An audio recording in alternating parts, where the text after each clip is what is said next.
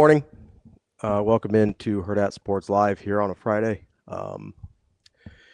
As it appears, many of you know already based on the chat, but in case any of you have not heard, um, we lost our dear friend Matt Vrzal yesterday.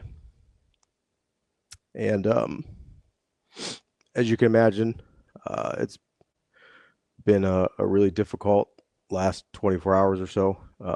Not quite that long, I guess. And as you can imagine, that's why Damon's not here this morning. They were as close as two people can be. It feels almost cheap to just call them friends. They were, I'm sure, would have described each other as family.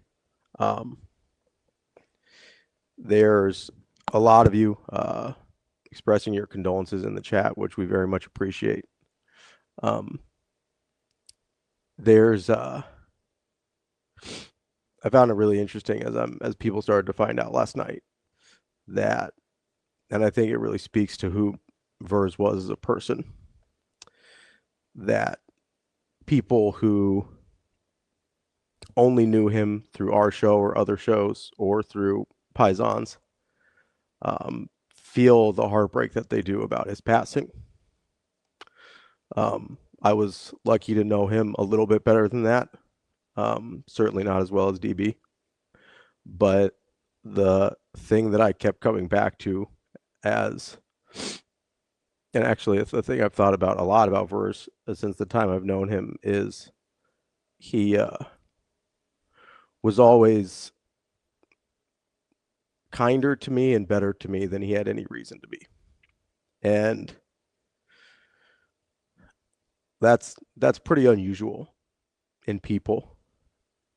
There was literally nothing I could offer him except for friendship and occasionally buying pizzas from him. And he was always, beneath his tough exterior, he was always incredibly kind and incredibly good to me. And I'm not unique or special. That's how he treated people. And I think that's why people are reacting the way they are this morning and last night as they find out. He was as good of a hearted person as I think I've been around. Lots of things that people didn't even know about that he would just do and not tell anyone about. Just a good guy. I know for a long time Piezons did days where they would just donate a portion of their proceeds to different charities, and that's just who he was. He was a incredibly unique person, and he'll obviously be very, very missed, not just by me, not just by DB, but by everybody who came into contact with him in even the smallest or largest ways. You could see the outpouring of love and sadness from his teammates last night on various internet platforms as they found out the news. Obviously, my immediate thoughts and heart and concerns go out to Verz's family, and that includes DB. DB's been through way too many of these recently, and my heart breaks for him, and it breaks for everybody that knew and loved Verz. He was a teddy bear is a really good way to describe him. Somebody said that yesterday to me. He looked really tough, and he was really tough, but just a kind, good-hearted man. And there were several things that I admired about him, and one of them was that he was authentically and unapologetically himself.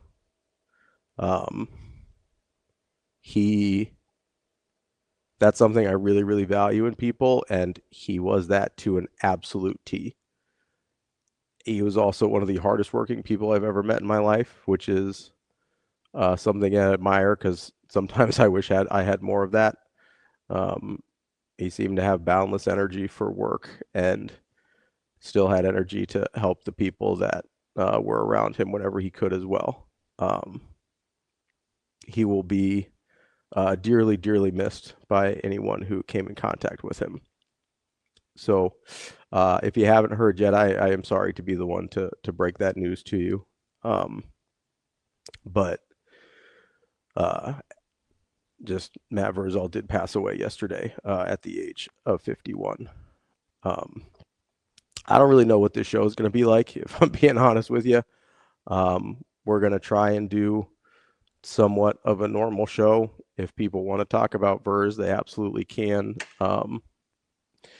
If But other than that, we're going to try and do a normal show. I don't really know what else to do. I didn't go to broadcast school anyway, but I don't think they teach this, even if I did. Um, so we're going to take a break here in a minute and basically start the show over and do, like Headley said, I think do the thing that Verz would want us to do, and that's to talk football today. So that is we're going to come back here in a minute and basically just start the show over. But tell the people that you love them. There's no telling that what tomorrow brings, and you'll regret it if you don't. So we'll take a couple minutes here to kind of regroup and restart the show, and we'll be back with more Hurrdat Sports Live. Mike, I know this is a super tough day and a super tough ask of you. I appreciate you joining us. Yeah. I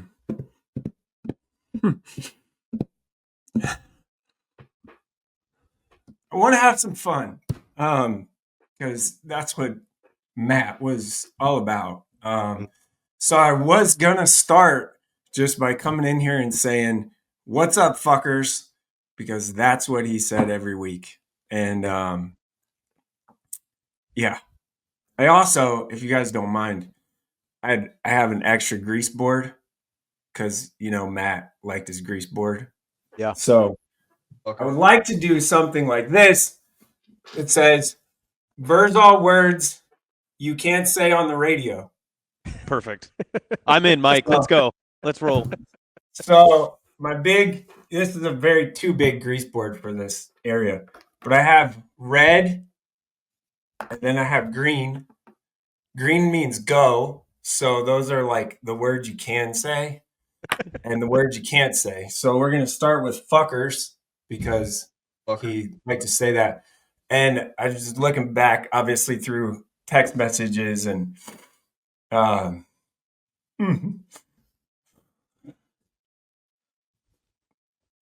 Father's Day, he sent in our group chat with me and Damon on Father's Day, he said, let's go with exclamation marks. And he said, Happy Father's Day, fuckers. And like with exclamation marks. So we're going to go with fuckers because you can't say that on the radio. And my handwriting sucks. So it's a good thing we're not on. What other Vrzal words did he say that you can't actually say on live radio? Get your shit together. Yep. Yeah. Okay. Shit together. Okay. Shit. I think to be quite honest, knowing Vrzal, he hated like entitled people and kids. Yeah. And hated them. And he also was like, oh, like with all the consternation that's going on with high school football now and the scoring and stuff, he would just say, get better. Like he would just say, just get better, coach harder, do whatever, just be better.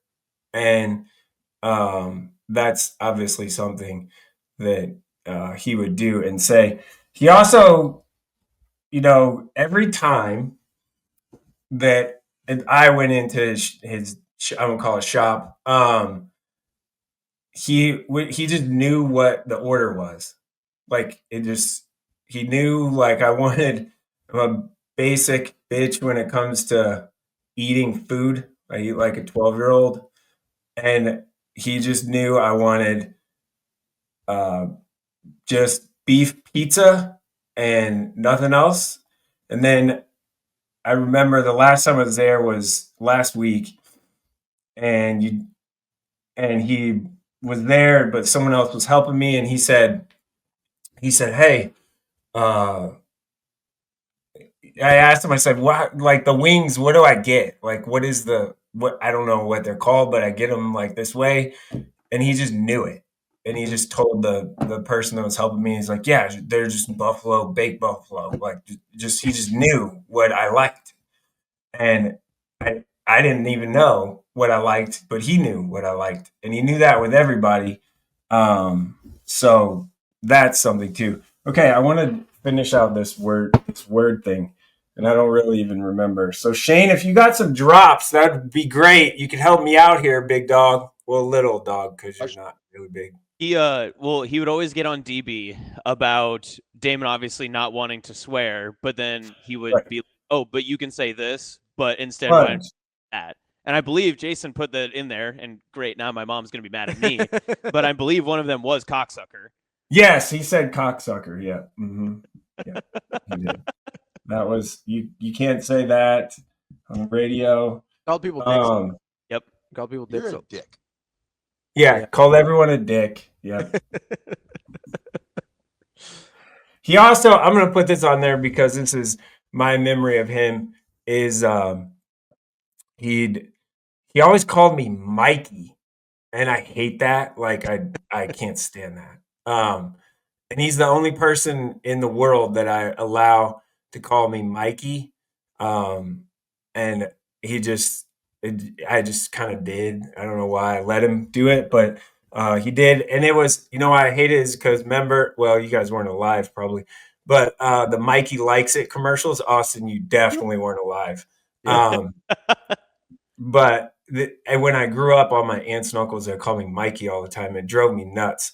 Yeah. So I'm gonna put that you can't say that on the radio because no one ever should call me that because I'll take major offense.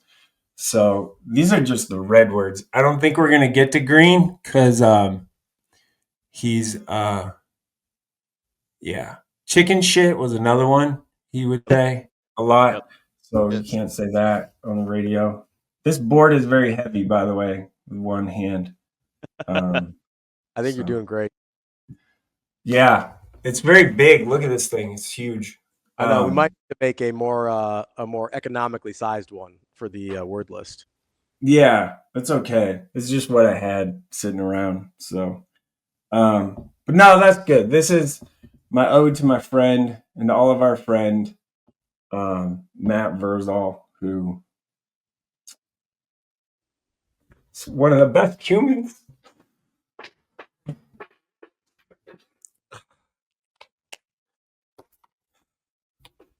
Just one of the best guys ever. And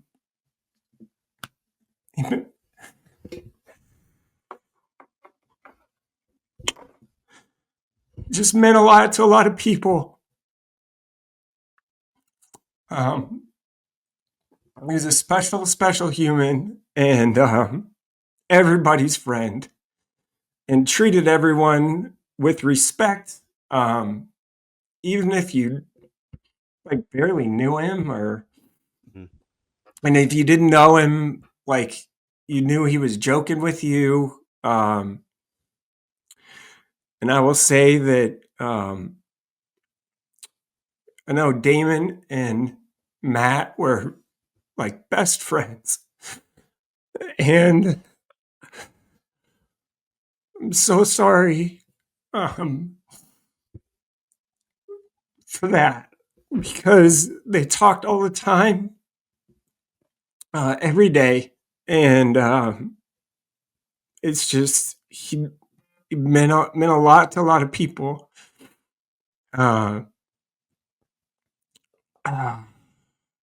And he I don't know, like there's stories, and I called people last night and talked to just people in the Scut community and how much he meant to just that community of people. And no matter, Scut gets shit on all the time, and but they're good people, and they work hard and care about kids. And yes, they care about winning, and it's important. And but this is just a story about Matt, and this was like yesterday. Scott's art teacher was doing an art project, and she wanted new pizza boxes and non-greasy ones or used ones, and she wanted like 40. And so they called up there, and Matt had them ready for them to pick up like within the hour for free, just because like he's just helping. I will say that I learned a lot about football from Matt. Him and I just had talks all the time about I'd call and we just chat, and he taught me a ton. I'd go to, when he was coaching at Scud, I'd go to practice and I'd just hang out with the linemen because I wanted to see him coach. And he always had, he never had the biggest linemen, but they were always tough as shit. And that's because Matt Vrzal was tough as shit. Just a great, great man. And he was, I know like Damon's daughter, Zoe, and there's other kids like that, like my kids. We'd go in there and he would just make my kids light up and want to give them high fives and hugs. And we always just called him Uncle Matt. Because that's who he was to a lot of just our kids, like our, his friends' kids. And, I know, again, I know like Damon spent a lot of time there. Zoe, Damon's kids, same way. Like he just treated everyone so good. And he'd have like ice cream sandwiches for kids, and like they look forward to it. And we'd go there and eat for lunch, me and my even like we just stop in, and I'd tell my kids, hey, you guys want to go to Matt's? And it wasn't Piezon's, it was Matt's Pizza Place. That's what my kids called it. Let's go to Matt's. Let's go to Matt's Pizza Place. And we just stop in. We'd be out doing something, and just let's swing by Matt's. But first, you had to make sure his stupid red and black blazer was there, sitting there, because if it wasn't, he wasn't there. But I will tell you what, about 9 times out of 10, he was always there. And we wouldn't even go in if he was, if he wasn't, I don't see his truck, he's probably not there. And then you call him and he'd say, well, I'm not there, or I'll be back there in a little bit, or I'm doing something, I'll be out there in a minute, or whatever. And I know the people that worked for him really cared about him. And I just feel for those people, because they counted on him to obviously like feed their family and pay rent and do stuff like that. So I don't know what the future holds for that place, but if it stays going, it won't be the same. And it was because of Matt, and yeah, he's a special guy. So anyway, all right, let's talk about something else. Because I will tell you what, Matt Vrzal would want me just to work.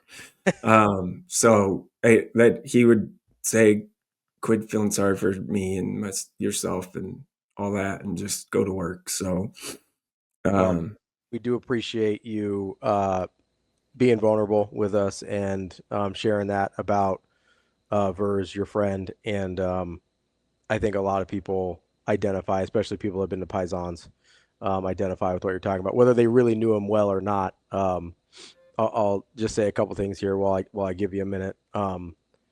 There was a couple times I'd go in there and especially if it wasn't too busy, he'd sit down and just talk to people while they're eating, right? He'd just sit down and go from table to table. And a couple times I would ask, like, oh, how do you know them?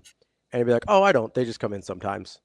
And he'd sit there and he'd talk for 15, 20, however long he had, right? And just with people that he didn't really know even, except for they took the time to come to his place. And I thought that always said a lot. And then one thing that's always really stuck out to me, and this is years ago at this point, I went in there for dinner one day, and he wasn't in there. And I got a text from him about 10, 15 minutes after I had left. And he said, hey, man, my staff just told me you were in here. I'm sorry I missed you. And, like, he didn't have to do that. Like, he didn't have to work all the time. Like, he didn't have to, yeah. I said it earlier, he was just always better to people than he had to be. Mm-hmm. And I think that's the best way I can sum up at least my experiences with Verz. Yeah, I don't have as close to stories as you guys have, but I was one of those strangers that would walk into Piezons, right, just randomly, and I'd met him in person a couple of times. I always thought it was really cool when I would see him either at Scut games covering something that he would point at me and he would say, "You're one of Damon's guys," and I always thought that might be a bad thing, but the very first time I was ever at Piezons and I met him was after I was at KRVN and I had drove up from Lexington to cover a Lexington Scut boys basketball game that was at Scut. And the Scut basketball coach actually told me to go to Piezons after because I had called him for pregame and he was like, no, this is what we always do. Like, it's a long trip for you, whatever, we'll get you pizza. Mm-hmm. And Verz immediately knew that I was not one of the Scut guys and was just like, what's this guy doing here? So he sat down next to me and he said, are you going back tonight? And I said, yeah. And he goes, well, I'm not going to let you drink on the way. So he gave me a beer there. The other time that I met him was actually when my now fiance and I first moved to Omaha in July last year. And we, of course, knew about Piezons. I had it before from that first experience. And we went out and we were just going to do a regular date night, have a good time. It was kind of a slower night on like a Thursday or Friday night. And our server, whatever, just, kind of forgot about us or whatever the case was. Verz walked over to us. We didn't even notice that, we were just hanging out doing our thing. We didn't even notice that like an order hadn't gotten put in. We hadn't gotten food or whatever. And he just comes over and he goes, you guys gotten your food yet? What'd you order? We tell him and he just goes, don't worry about it. Like, I got you covered. Sorry it was so long. And I was like, oh, yeah, not a problem. Whatever. He came back, handed it, and he goes, you will tip.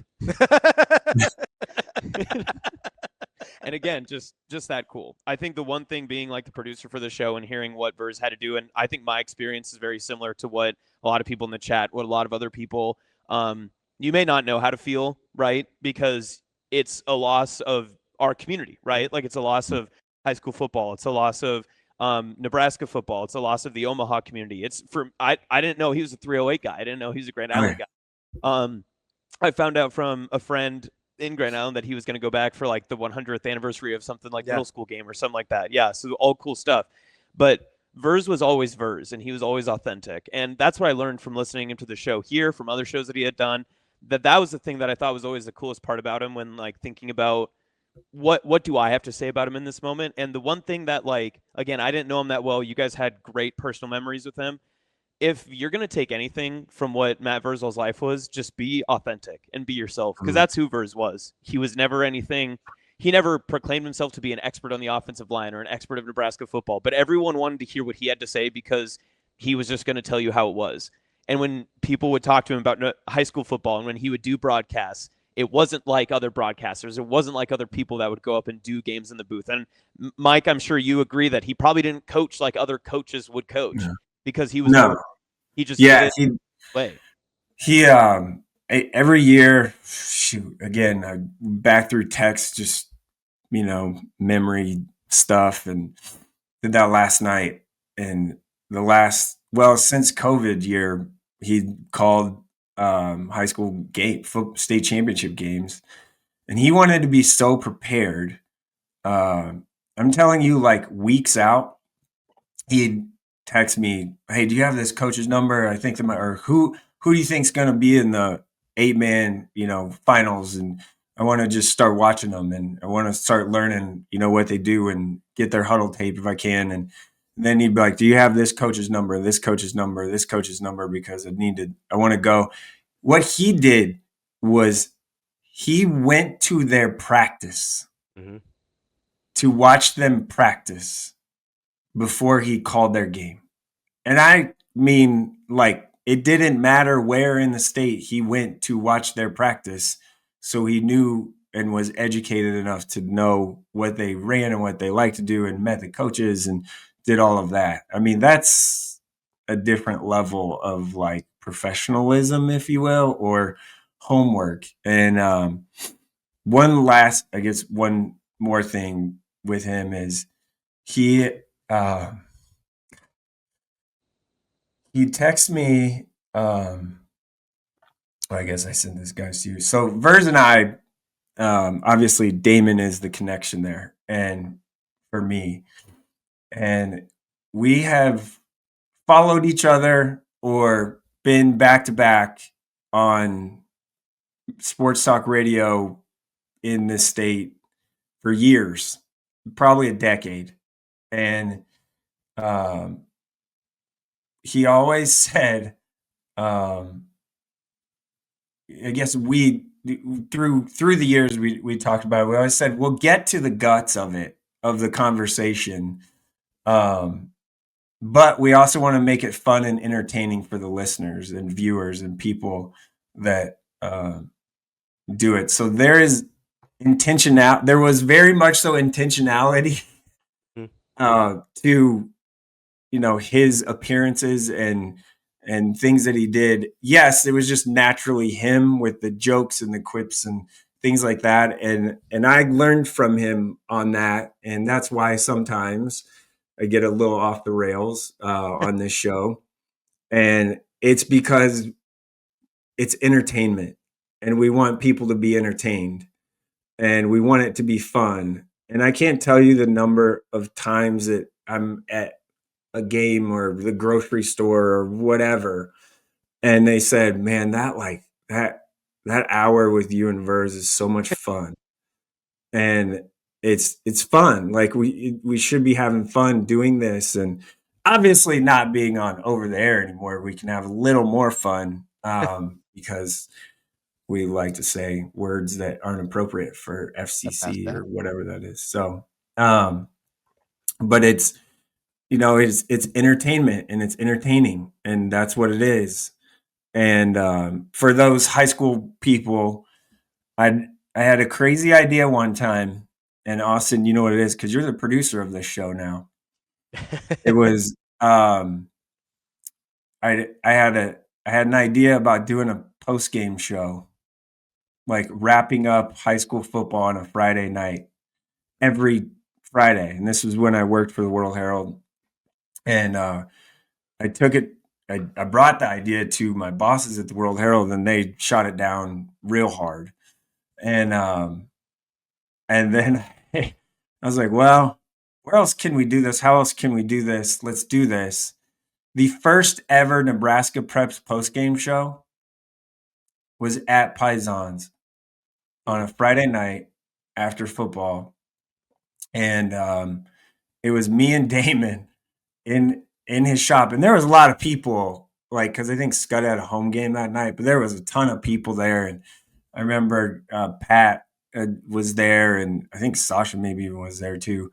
But we set up this thing. We just, okay, let's turn this into something. The first ever one, and this is 5 years ago, 6 years, I don't even know when, but it was a long time ago, was at Matt's, because I just was like, I want to do this. I think it's cool. I think it's a great idea. And it just went, like, the lights were out. We were in the little closet thing, like before you go to the bathroom. in his area, and it was Damon and I. We were sitting there, and like we didn't know anything. We didn't know what we were doing. We didn't know how to do it. We didn't know anything about it. And now it's turned into like a decently popular, I would say, podcast for us anyway.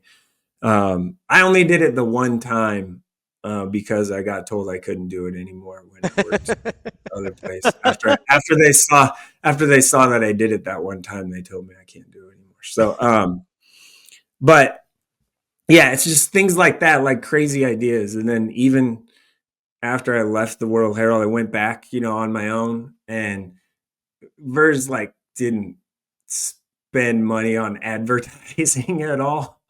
But that's how I was feeding my family at the time. And I had another, random idea, and I went to him with it, and I said, hey, like, it's going to be this much. Like, what do you think? Like, what do you think about this idea? And he's like, well, I'll do it this way and whatever. And he goes, I got you. I'm in for it. Like, I'll do it. I said, okay. And like, it wasn't a lot of money, but it was, I think it was like $1,000 for like something. And, he's like, didn't blink at it because he knew that like, that's how I was supporting my family, and he just wanted to help. So yeah. Before we close out the show, I just wanted to say a big thank you to, I know it's been mentioned in the chat as well, from Sautter, from you. I know DB will have his time when he's ready. Also, thank you to Shane. Got here early this morning. Shane was here early as well, earlier than I was, and just sharing a little bit back and forth. I know that this is something that doesn't get to happen very often, but you don't usually get to share you don't get to tell people their flowers when they're still around, usually, right? It usually happens far too late. And Verz, from what I can tell from everyone that has shared stories, whether it's through comments, online, social media, from what we've heard this morning and beyond, that Verz was he was virtuous in that sense, that it felt like no matter where he was or what he was doing, he was always able to share those stories and share those flowers. And I'm really glad that everyone is able to share, and now the Verz community, and be able to know kind of what's going on in that sense, and be able to get a sense of who he was as a person, who he was as all that stuff. So I appreciate the ability of everyone to be vulnerable, whether it's you, Ravi, Sautter, Shane, Damon when he returns, and everyone moving forward, that it's important that we share these. And it's important also as men in 2025 that we can do this. So it wouldn't have been possible without Verz, and as tough as that is, I do appreciate all of you guys being able to do that. So it gives people like me, who only knew him from certain senses and certain availabilities, or from different mediums, different forms, a better sense of who he was. And the last thing that I'll say before I hand it over to you is one of my favorite memories is actually going to the Shrine Bowl, like regularly, like throughout the years. I'll be honest, I don't even know why I'm getting so emotional. I think it's just because of like everything else that you guys have shared. But riding down to Kansas City with Damon for that Arrowhead Stadium game and taking him down, I told Damon that day that I was like, one of the coolest stories I've ever heard you and Verz talk about on air was your Shrine Bowl experience, and how important that was for your guys' friendship and what you built, and how you became friends and Huskers and lifelong friends after that. Just the power of the ability of people to meet from different walks of life, to be able to connect over something as dumb as a game of football, right? I think Verz is a perfect just mesh of all of that. And just being able to hear that story from Damon before any of this ever happened, and being able to hear that from you guys has just been, it's been very awe-inspiring. So thank you for doing that, and I appreciate it. Thank you, Austin. As we were trying to figure out what and how to do for the show today, I felt very strongly that it didn't feel right to have anybody else in Matt Vrzal's time slot this week. That includes myself or Austin. As we kind of wrap up the show, as we remember Verz, as we mourn and grieve and lament the loss of a friend. You mentioned it's hard for people, especially men, to receive their flowers while they're still alive. That's something DB talks about all the time. I mentioned it in the first hour that he's gone through far too many of these, especially recently. So he knows that. in a very, very real and unfortunately practical sense in his own life. I will say, I said it before, tell the people you love that you love them. It doesn't matter that it's weird. Make it weird. Tell them why you love them. Tell them why you care about them. Tell them what you appreciate about them. It is 100% worth it all the time. No matter how they react in the moment, I guarantee you that it means something to them. Even somebody like myself, who is definitely on the more sensitive side than a guy like Verz was, Right. They'll appreciate it too, even if they make fun of you a little bit in the moment. It's worth it. Tell people you love them. Make it weird. As we wrap the show up today, we wanted to leave you with one last little gift from Verz. A little compilation that Shane and Rico put together of some of our favorite Verz moments over the years. So for one last time, here's Matt Vrzal. Now let's find out what Matt Verszall is better at. Telling stories or making pizza. Matt. Matt's an exceptional young man. Matt Verszall. Happy birthday, Matt. You know, Matt, he's a tremendous athlete. Matt Verszall. Come on, Matt, I'm with you. You know, like Matt Verszall, you're one of the sexiest people in the world, but you're not one of the most beautiful. How does that happen? Here is Matt Verszall. All right, Matt, thank you very much. What's up, fuckers? Wow. But that's a great motivator. If you don't want to get smoked again, guess what you're going to do next time? You're going to do a better job of assessing that blitz and hit the hot route. If you like all your fingers pointing in the same direction. Oh, yes. Yeah. You don't want to look like Ray Nitschke when you point at the camera. You're going to throw that thing next time. You don't want Chuck Bednarik hand. You're going to let that baby rip. Wow. All right, if you want to point north, and your fingers facing west, that's a you problem.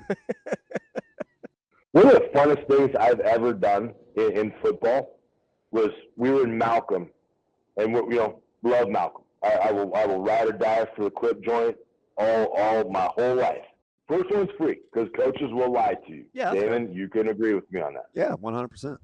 Oh, yeah, man, we're going to bring you in. You're going to be getting started playing time right away, baby. Mm-hmm. You and everybody else we just told that to. Come on in. Yeah. I'm never going to leave here. Me and you are going to be here for 5 years together. Yeah. Here's your other thing, though. You got to hope that shit show on the west side of Lincoln ain't bad with dumbasses driving. Oh, the part that's like 65 for a little bit and it sneaks up on you? Semis. It is just a breeding ground for left laners. The people that don't know, get your slow ass in the right lane. Here's the thing of it, though. There ain't but one way to find that out. Got to do it. I got to put that sumbitch in the game. Yeah. And, lean and mean Matt Rule trying to, dude, bro, save some for the rest of us. I mean, God, you're just out there jacked and yoked. Get off the testosterone replacement, bro. What are we doing here? The 1995 team is one of the few relevant things left about your program. So, hey, maybe instead of saying from 5 to 7, we will tolerate you. Okay? Maybe you let us leave when we want to leave. Wow. How about that? How about you try that on? Okay? Like 5 to 7. You could spare 2 hours for us. Great. I know you got to prep. I know you got to get ready for a big game day next day. Guess what? Your cleaning crews get paid American money. So you will tell them when they work. And if they don't like it, then you get rid of them and you get another cleaning company. I had a guy who was over in District 66. They would take that job. Hey, time for team coaching, baby. Let's go. Your wife, one of the more well-mannered people around, says please. It's all relative. And you just assume. Like your sons both say please. After this segment you had, I don't. couldn't muster it. I'm sorry. Your beautiful mother, who you don't bring into Piezons, which is rude. Yeah. Well. She says please. Hey, this is what's up. And if you want to change it, here's how you can change it. And so when you can go through those steps and you can do those things, then I think it helps a lot. And if you're a competitor, you take that information and you just harness and you get to work and you get yourself back in the game. And there's more of a sense of pride once you are back there. Like, they told me I sucked at this, but I fixed that, and now I'm back in the game. So that's the psychological side of it that I like. Thank you, fuckers, for having me on.